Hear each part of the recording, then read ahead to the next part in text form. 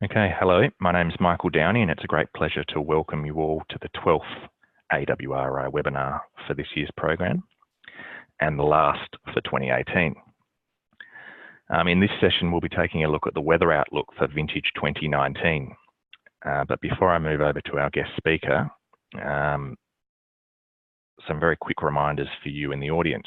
To provide a comment or to ask a question, please open the Q&A section of the webinar, type in your question and click to send it through. You can also get involved through Twitter. The AWRI's Twitter handle is @_AWRI. Also a reminder, this webinar is being recorded and it will be available to view later this afternoon from the AWRI's YouTube channel. All registrants will receive a link to view this recording also. I'd also like to acknowledge Wine Australia for providing funding and support for AWRI webinars. For those of you that have just joined us, welcome. Today's presentation is titled Seasonal Outlook for Vintage 2019, and joining me today is Darren Ray from the Bureau of Meteorology's Agriculture program. Darren's role includes analysing major climate influences, including seasonal forecasting, trends and changes in climate, and communicating this to a range of agricultural sectors, including the wine sector. Darren presented a similar session last year, so it's fantastic to have him back with us. I'll hand over now to Darren to get us started. Thanks, Michael. It's terrific to be back here at AWRI, and I hope people found last year's presentation useful in what was a fairly tricky sort of end of year situation with a lot going on. So I'm just going to start with just talking about the Bureau of Meteorology has a relatively newly established agricultural program, and I'm part of that program. We have a team of 12 around Australia, and we make up one of 5 focal sectors as part of the Business Solutions Group within the Bureau of Meteorology. And really the aim with that is we have our public product set, which a lot of people would be very familiar with, a whole range of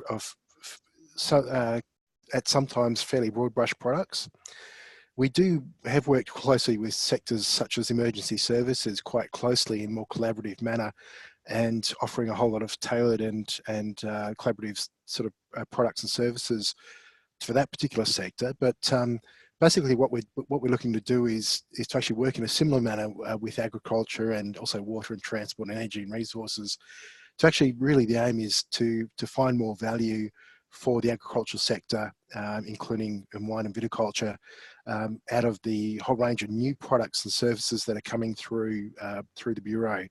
So we have, for example, high resolution, 7-day ahead seasonal, weather forecasting, and some new off the starting block, high resolution 5-kilometre seasonal scale and medium term outlook information as well that we'll be seeing through the presentation today. So there's a whole lot of ways that we're finding we can tailor that to provide more value for producers in different sectors. So really we're very keen to talk to people who are looking for different solutions and better information to help their decision making. So we're really keen to have chats. So I'll just highlight the email there, agriculture@bom.gov.au, as one way to get in touch with us. And certainly as wine sector lead in the Bureau's agriculture program, certainly always doors always open to talk to people. And I believe Michael will be providing my email to attendees afterwards as well. So just, and you can also find the email on our agriculture page on the Bureau, from the Bureau's homepage. And we are actually, one of the things we're actually looking at doing at the moment is revamping our agriculture page to produce some more tailored products. And so we're keen for people's input around what the people would like to see on that page as well. I've just got a couple of examples there of some of the things we're starting to do.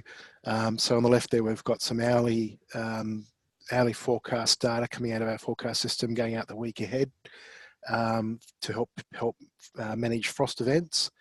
and some medium timeframe information on the right-hand side there out of our new XSS seasonal outlook system. So we're exploring different ways of presenting this sort of information to include things like growing degree days, chill hour accumulation, different thresholds that people would be interested in. So ways of tailoring the weather in outlook information to help people's decision making. So I'm going to launch into a bit of a look at the year so far, and it's been a bit of a challenging one in lots of ways. I'm sure people would be very aware. Conditions through November actually have returned a little bit away from the very hot and dry conditions that we've seen through much of the year. So we've actually seen a fair bit of tropical activity coming down from the north through a little bit through September, October, particularly picking up through October, and most particularly through November. But the year to date for basically much of the eastern half of the country and southwestern Western Australia has been very much drier than average. So you can see in the map there, the January top to November rainfall. It'd be no surprise to a lot of people that it's been very dry. A lot of areas that's basically in the lowest sort of 10 to 20% of January to November periods on record. It's also been extremely hot as well. So looking on the next slide here, November once again has bucked that pattern to a large degree across much of Australia, apart from Queensland and the Northern Territory, where it was quite a warm month. And we're seeing the impacts of that in the fire situation over the last week or so up there. Yeah, relatively mild November in lots of ways, but it's been a very warm year so far. And so temperatures there for January to November are running at record levels across those dark orange locations.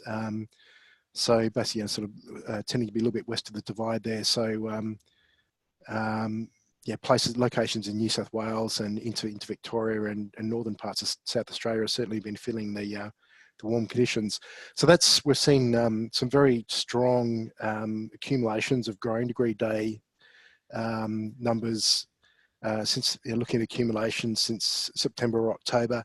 But the last month or so, that has slowed down back to average accumulations. Pardon me. And we're seeing, as we'll see, there's a bit of a mixed picture in the outlook that we'll see seeing in the coming slides. As you might expect, the eastern states are tending to see below average soil moisture levels, and across South Australia and parts of South Australia and Western Australia, the November rainfall has led to near to above average soil moisture levels in the top 1 metre or top 1 metre layer in our landscape water balance modelling system. So that's well worth people having a look at, because that's a modelling system of 5 kilometre resolution that we make available on our water information page, and I've got the link down there on the bottom left. That each day we update that on a 5 kilometre resolution across Australia. We've got a 3-layer soil moisture modelling system, and people can explore things like runoff, evapotranspiration, and it's been run retrospectively back to 1911. So there's a wealth of information there about water-related parameters. That's well worth a look. I've just got some volume information on there from our water reporting page. I guess the interesting thing with that is you can see the high volumes that were in the Murray-Darling Basin coming after those very wet years in 2011 and 12. And then that sort of gradual decrease with some recharge or inflows into the system through 2013, 14. Not a lot of recharge in the El Nino event in 2015. And what's interesting to note with that, I'll be talking about how we're seeing some similarities this year with 2014. So it's just worth noting that further decrease of available volumes that happened as we went through 2015. The negative Indian Ocean dipole climate influence, so the wetter climate influence that happened in 2016, we saw that significant increase in volumes in both both the Murray-Darling Basin and also more locally in Adelaide, in the Adelaide region in South Australia. But yeah, volumes have started to go down again in the last couple of years. And I guess one of the big questions is, are we going to see further dry conditions next year that might see even lower volumes in the Murray-Darling Basin and in catchments more widely? So what have we been seeing in climate influences? I guess the big one that's been catching people's eye for much of this year so far has been the possibility of an El Nino climate influence developing in the Pacific Ocean. And in neutral conditions, we see trade winds piling a little bit of warm water up in the Western Pacific, and that leads to a bit of convection over around Northern Australia. In the La Nina events, that strengthens, and we see even more convection and more moisture available. But the discussion of, and wetter and cooler conditions, as we saw in 2011-12, but there's been a lot of, been watching pretty closely the possibility of El Nino conditions developing through this year. And that's, so in El Nino events, the trade winds weaken off. We tend to get cooler than average water around Northern Australia. The warm water tends to move into the Central and Eastern Pacific Ocean. And for a full event to kick off, what we're looking for is the atmosphere, so that the Walker circulation over the top of the Pacific Ocean to break down, leading to the increased convection in the Central and Eastern Pacific. And we tend to get sinking down or subsidence of the atmosphere over the Australian region that tends to inhibit rainfall and cloud formation. Now we've seen the changes in the ocean temperatures. We've seen the bit of weakening in the generally weaker trade winds. But we actually really haven't seen the atmosphere lock into what's been going on in the oceans and leading to an event develop. And so it's we've seen a number of some of the criteria that we look at in terms of an El Nino event declaration, but certainly not all of them. And it's been interesting because it's looking a lot like 2014, where it had similarly, we saw some changes in the oceans, had a bit of a go at El Nino, didn't quite get there. And so the concern is, okay, could we see El Nino develop the next year like we saw in 2015? And that's really, I think, the big question around at the moment. El Ninos do have biggest impact on winter, spring temperatures and rainfall. And so that sort of possibility of seeing an El Nino develop next year means we could end up with sort of drier conditions through winter and spring. So this is more about, what we could see develop through the start of conditions for next season. We could see warmer conditions and drier conditions if we do go into an El Nino event next year. So certainly one to watch. And if you note the link on the bottom of the screen there, we provide regular updates of what's going on with the El Nino, La Nina climate influences, and also the Indian Ocean dipole, another major climate influence. So that's one to keep an eye out. Keep an eye out for over the next few months. And you can subscribe to that, so you can get the latest updates come through to your email box if you go to that link. And so one of the things we monitor is the ocean temperatures in that Central and Eastern Pacific area. So that sort of ticking off some of the criteria, but not all of them, has led to first a watch status earlier this year, and then move into alert status in our multi-criteria tracker system that the Bureau has been running for a few years now, and it's still at alert status. So really what we're looking for is the atmosphere to kick in and respond to what's going on in the oceans is really the final of the criteria that we're looking for for an event to kick off. I've got a map of the current ocean temperature patterns, the difference from average there. So we've got some warmer ocean temperatures across quite broadly across the Pacific Ocean at the moment. And what's quite not typical for El Nino is some slightly warmer than average ocean temperatures around the Queensland and Northern Territory coast as well. It is actually a little bit cooler than average off to the northwest of Australia, and that's one that is looking like we're going to see some changes in that over the next few months. That's one to keep an eye on. I'll talk about further. So yeah, it's sort of trying. It's been trying to go El Nino, not quite getting there. But if we look at the ocean temperature profiles, so I've got some observations from ocean buoys that go down through the ocean. So we're down to sort of 300 metre depth there from ocean buoys, and the orange is warmer than average conditions. And I've got the current conditions as of November this year, last year's in there, and 2014, just as a bit of comparison. And you can see how we're quite different from what we were seeing last year. And we're actually showing quite a few similarities to what we were seeing in this time in 2014. And if anything, we're actually seeing some stronger temperature anomalies in the ocean profile there. So it's certainly one to watch that we could well be primed to go into an El Nino fairly early next year. So certainly very much one to watch. It's still certainly not saying that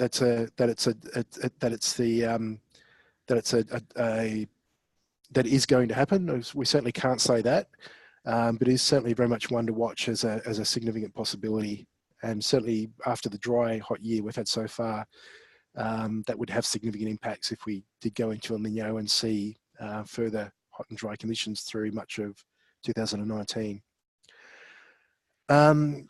So just highlighting the, in terms of that cool ocean temperatures off the northwest, one of the influences we could see as significant through as we approach and move through harvest over the next few months is this sort of warming that we're seeing in the modelling off to the northwest of Australia as we go through January into February, March, and I think we've got April in there.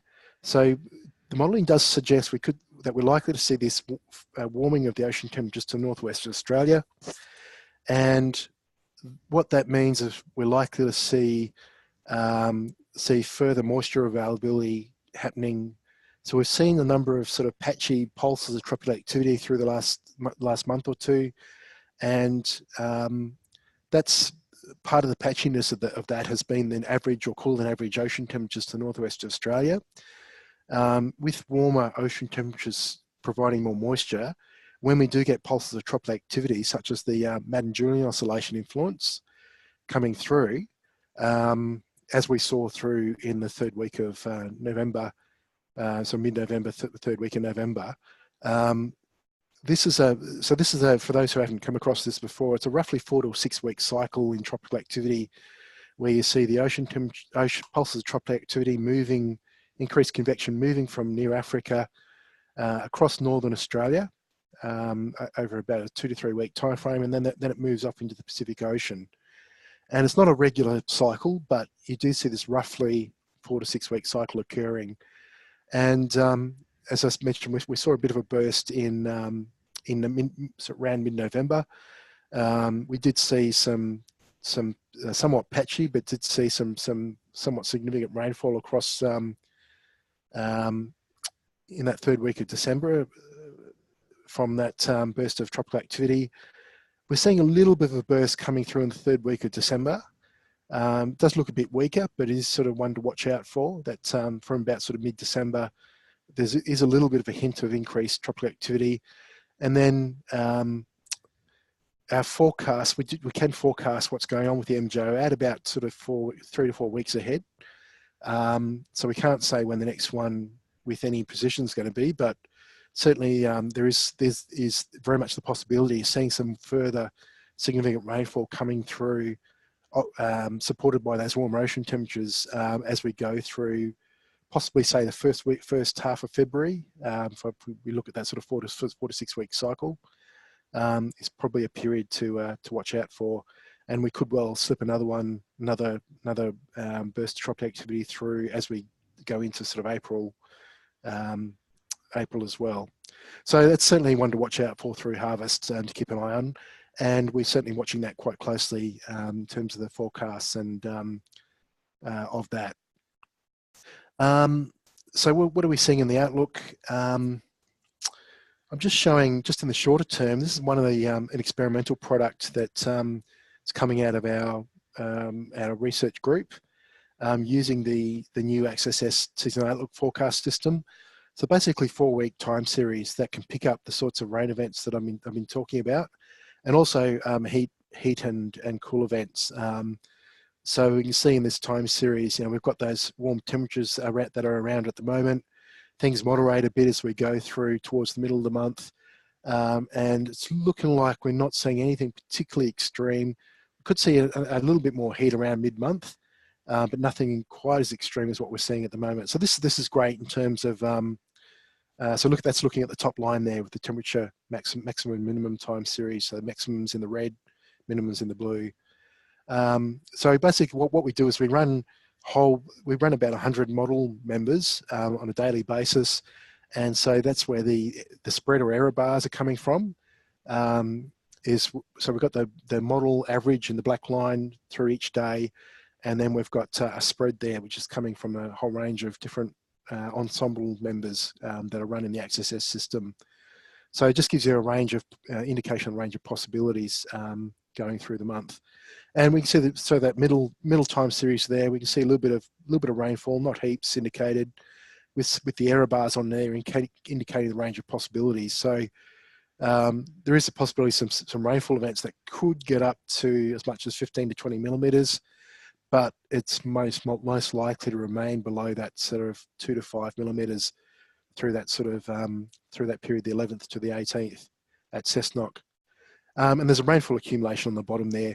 One of the things that we're exploring is the possibility of doing things like grain degree day accumulations, or using a similar sort of plume system. So basically what it indicates is that most significant rainfall for Cessnock is very likely to come through that period. So for the Hunter Valley, through that period from about the 10th through to about the 17th. And there's not looking to be much in the way of rainfall. Not a great deal of rainfall showing up for the remainder of December after that. So I've got Nuriupta in there, so showing that quite warm conditions at the moment. Gets a bit milder through the sort of out to about mid-month, and then there's another warmish period showing mid-month. Gets milder as we go through the week leading up to Christmas, and then another period of warmish conditions the last week of December. Not a lot of rainfall showing up, but it does look like what rainfall there is going to be is through the next week or so, and then another burst around mid-month as well. And then Coonawarra in there. So we actually had these time series available for a wide range of locations. But I've just grabbed a few examples just to show you what the kind of thing that's available at the moment. And I guess the thing to note there with Coonawarra is the sort of generally milder conditions. Once again, it does warm up a little bit mid-month. Then it gets actually relatively mild as we go through into the third week of December, and generally stays that way through pretty much through the end of the month. The more broadly the outlook, I threw this slide in just to look at how well did the Bureau's outlook system. This is using the new Access Outlook. How well did it forecast spring conditions? And so just a quick look there at. I've got the spring outlook for rainfall on the top left, as produced at the end of August, and the brown areas there are telling us that they're areas that are very unlikely to reach median rainfall. The white areas are areas where it's as likely to be above median rainfall as below. And if we look at the right-hand side there, the actual rainfall analysis of what actually happened, it actually in general did a fairly good job. It's obviously not perfect. There wasn't much signal out of it did reasonably well for southwest and Western Australia. Did reasonably well for much of the southeastern parts of Australia. Some of the detail in there is actually interesting. It had a very neutral signal for the east of the divide in New South Wales and Queensland, where it actually came in a little bit wetter than average. It picked the tendency towards drier conditions in the northern parts of Queensland. Yeah, not so great for some of the pastoral areas. So some of that tropical influence that came in through November. So one or two events there from that sort of tropical influence that made the outlook not such a great outcome for those parts. Maximum temperature outlooks on the bottom left there, the red areas, saying it was very likely to be warmer than average across most of the country, and we can see the outcome on the right there. In general, did really quite well. Not so great for perhaps the western half of Western Australia, where it did tend to be warmer than average, but there were areas that ended up a little bit cooler than average. So if you look back over, if you do look back, and people can do this, go into the Outlook archive and our rainfall analysis maps and get a sense of how well the Outlook has done. And in general, it does pretty well in terms of giving indications what is likely to happen. But as with all forecast and outlook systems, it's not perfect. So what's the current outlook indicating? So this came out about a week or so ago. We are updating our outlooks on our general public outlooks on our external web twice a month. And the outlook, I guess the general message is the northern half of the country is more likely to continue drier than average, so in those brown areas, whereas the southern half of the country is actually seeing a fairly 50-50 signal. So it's about as likely to be wetter than average as below average for rainfall through summer. We can see in the December map, there is a little bit, some green areas in there, so some slightly stronger likelihoods of wetter December across parts of Central Australia and the Eyre Peninsula, but in general, that's generally a 50-50 signal. So we're not really seeing strong indications either way, but it is a shift away from the drier outlooks that we've seen through spring. January, same sort of story, tending to be drier than average across the northern half of the country.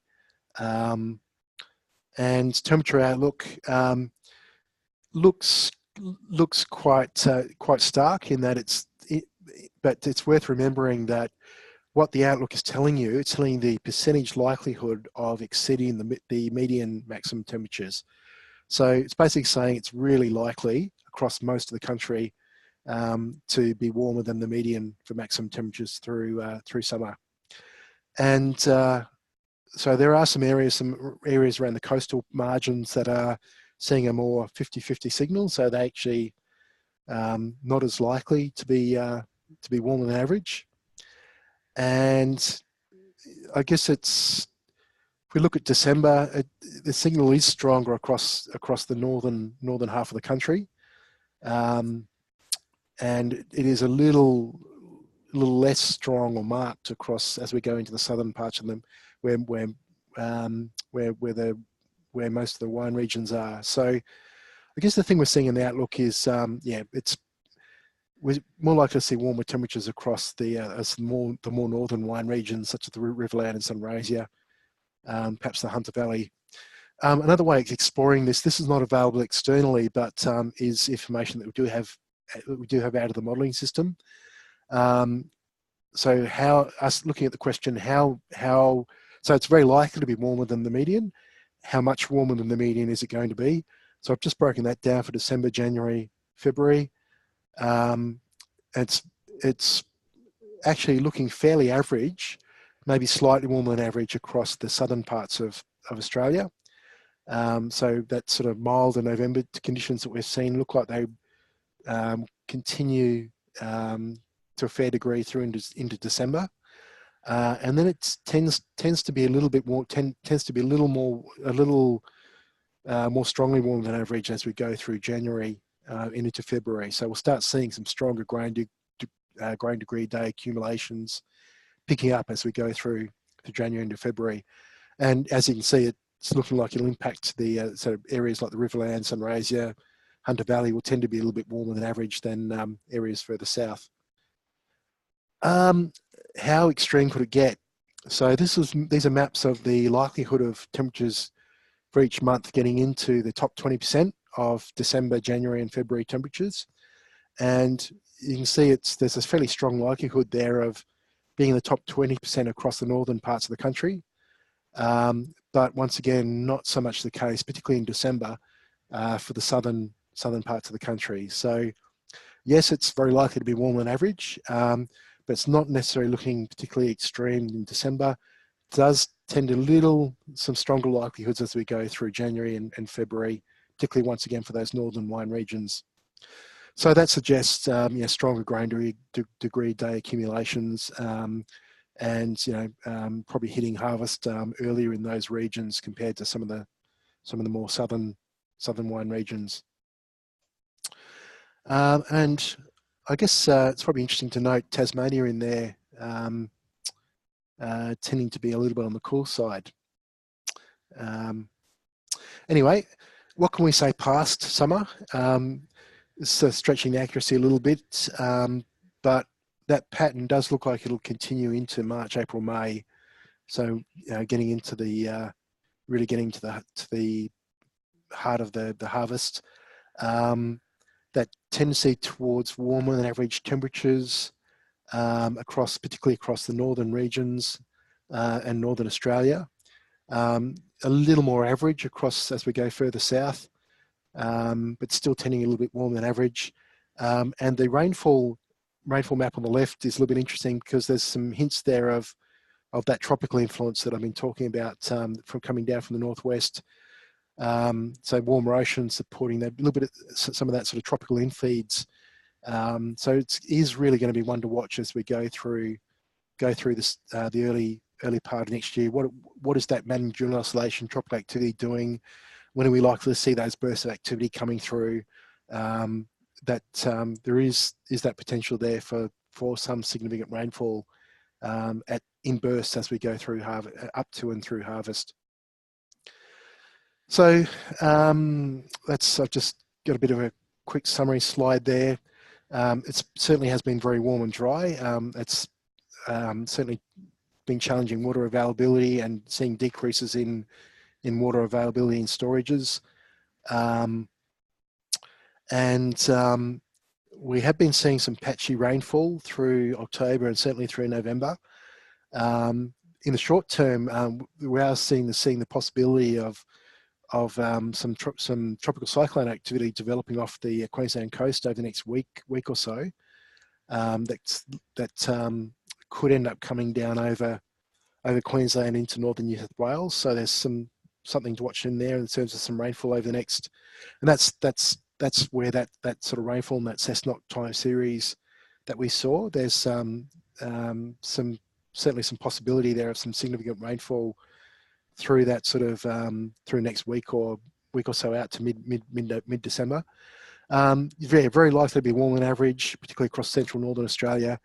That continuation, that sort of warmer outlook suggests an earlier harvest in those northern regions, and then the growing degree day accumulations have slowed down quite considerably through a little bit through October and into November, and probably will stay fairly average through December in those southern regions, but they will start look like they'll kick off again as we go through January, February.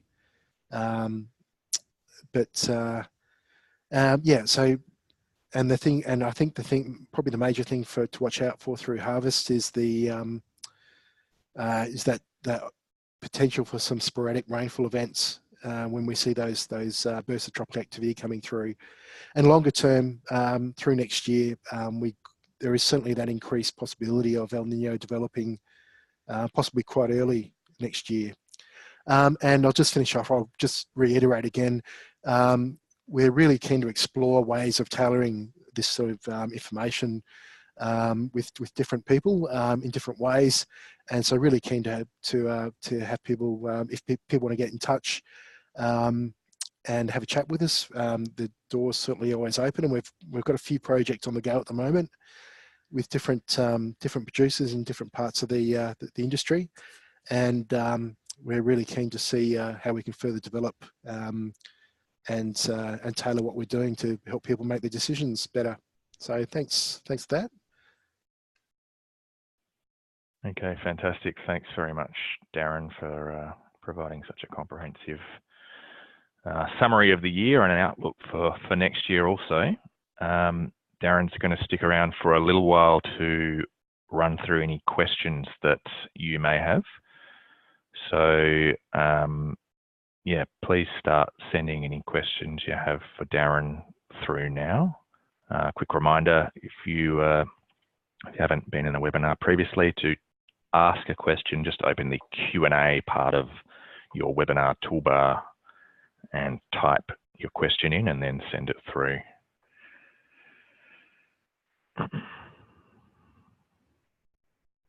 A reminder also for our audience that this is our final webinar for the year. We will be back next year, probably post-vintage, but stay tuned for specific details around that.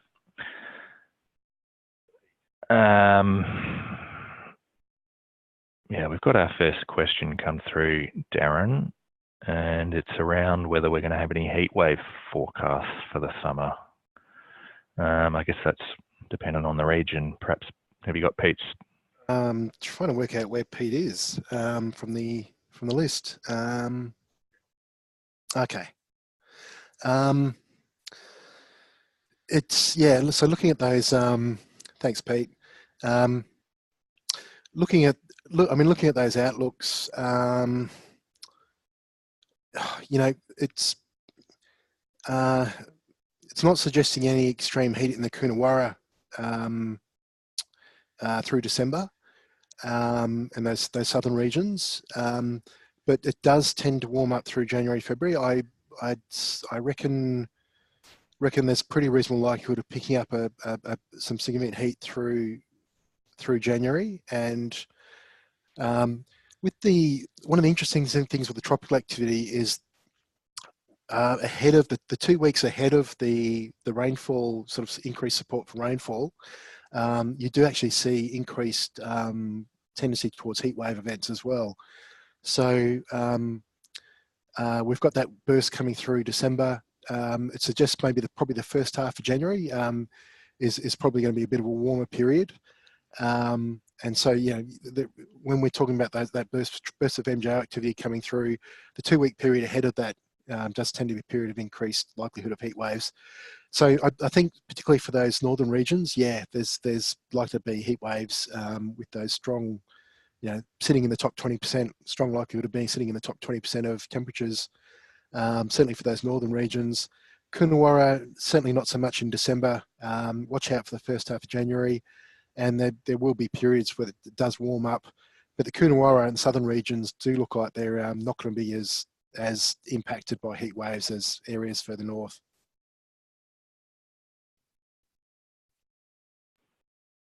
Okay, thanks for your question there, Pete. Got another question here, Darren, from Paris. What's the average temperature for the Margaret River region looking like for January-March period? So if we go back to those, if we can, go back to those temperature anomaly maps. So I've got those there. So if we look at December, actually looks quite close, if anything, a little bit cooler than average down the southwestern WA, and a little bit warmer than average for January, and a little warmer than average for February. So I don't know the average temperatures for each of those months off the top of my head, but yeah, it's not. There's certainly areas that are looking like they could be a fair bit warmer than average than Margaret River. So yeah, it's not looking to be super extreme. Not looking to be a particularly extreme summer down Margaret River way. If you do need the average maximum temperatures, they are in our climate data online tool on our website. But yeah, I hope that answers the question.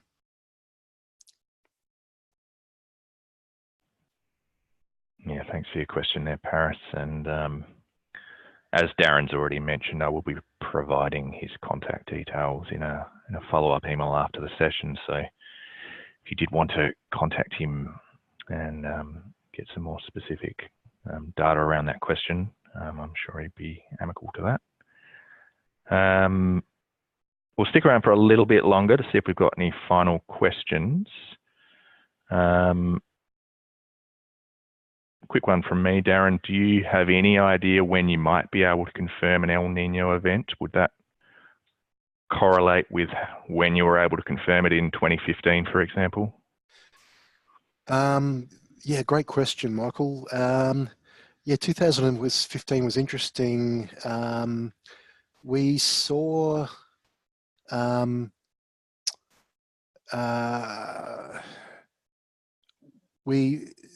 Niños typically start off June, July, August. And so we declared the El Nino, so we saw all the criteria ticked off by mid-May in 2015. So it was a relatively early one. And given what we're seeing in the oceans at the moment, it wouldn't be a surprise if it does. We do see all the criteria ticked off as early as that. So it is certainly, and we saw indications in the modelling. You know, some pretty strong indications in the modelling as early as I think February in 2015. That we could see El Nino develop in the coming months. So it is certainly going to be one to watch as we go, you know, pretty much from the start of the new year. Yeah, great. Thanks, Darren. It sounds like probably very important for growers out there to consider signing up for those notifications around that, those El Nino notifications. So I might also include that link in the follow-up email. Yep. Looks like that's it from us today with regard to the Q&A. Darren, did you have anything final you wanted to add before we wrap up? No, I think that's, but just reiterate that message again, that there's plenty of opportunity out there, I think, for us to find more value in discussion with people about getting some more tailored information out in different ways that can help your decision making, and we're really keen to have those discussions. Yeah, great. So please do start a dialogue with Darren if you feel like you'd like to do that. And I will reiterate, we're very much looking to bring our meteorological, climatological, water expertise in collaboration with organisations like AWRI and other people who bring together our expertise with the viticultural expertise, so we can have the maximum impact. So thank AWRI for having me today. Yeah, and that's reciprocal, Darren. Thanks very much for coming in and presenting. We certainly appreciate sharing this information, and I'm sure the audience does also. So a big thank you to Darren to start with. And I'd also like to thank you, the audience, for participating and logging in and attending. As I mentioned, that was the final AWRI webinar for the 2018 year, but we will be back in 2019, most likely post-vintage. So yeah, stay tuned for some more information around that. So thank you again for participating, and I look forward to seeing you again at the next AWRI webinar.